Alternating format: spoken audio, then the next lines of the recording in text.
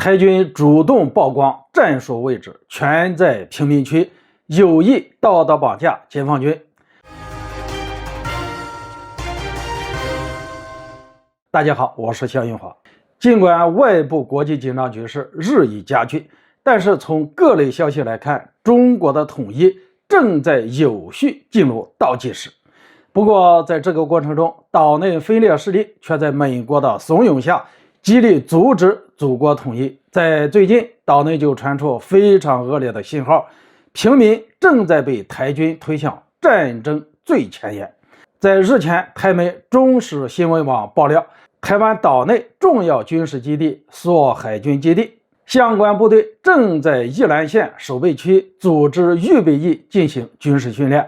但就台媒报道的相关情况，这次训练算是当地第一次预备役和常备部队共同执行的军事训练。坦率地说，在当前中美围绕台海问题进行博弈的大背景下，岛内分裂势力听从美国的号令搞刺猬化，那么这个军事训练其实没什么特殊的。然而如果你细细的看一下多个台媒的消息，就会发现这次军事演习明确透露了台军一个极其恶劣的信号。因为按照台陆军第6军团政战主任史顺文声称，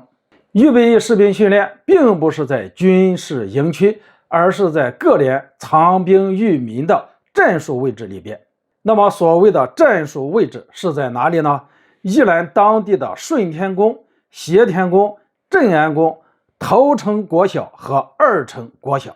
别的不说，光从名字上就能清晰地分辨出这5个地区完完全全都是平民区的位置。可以预见，一旦中国进入统一进程，台湾岛上绝大部分的平民区将混入大量的台军，把平民拖入战争的最前沿，充当肉盾。让我们诧异的是，台军十分坦然地把战术位置公开曝光了出来。这显然不是什么意外泄露机密，而是故意为之。为什么这么说呢？他就是明确告诉解放军，我要拉平民在一起，你如果轰炸台军防守据点，就一定会伤到平民。相当于是在统一进入倒计时的背景下，道德绑架解放军，让我们放弃一些高效且伤亡最少的方式，取得登陆作战的胜利。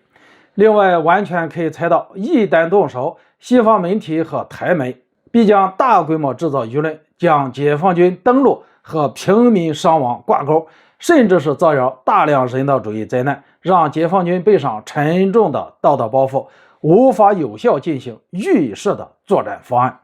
早在今年元月份，台媒方面就已经曝光过，台军已经把部队驻扎地点改到了高中、幼儿园之类的平民区建筑的附近。当时对外说法是更好的应对解放军的导弹和炮弹袭击。很显然，这是台军拉着平民当肉盾，让我们解放军束手束脚。如果大陆要动手，就必然使用昂贵的精确弹药，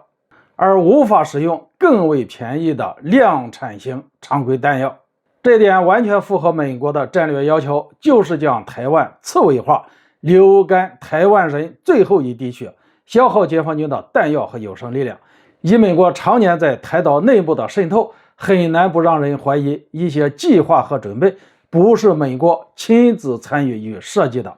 解放军该如何面对正在逐渐放弃人性底线的岛内分裂势力，这是一个重大而现实的问题。但有一点必须指出，普京在对付乌克兰的时候，初期犯下了严重的错误，心慈手软，没有坚决打击乌克兰的工业能力、有生力量和基础设施，以至于后来在战场上连续失利和后撤，直到年底30万征召部队抵达，才将战况扭转。美国对台海的布局其实就是照搬了俄乌的那一套做法，而我们绝不能再犯普京犯过的错误。好了，今天就说到这里，咱们下次见。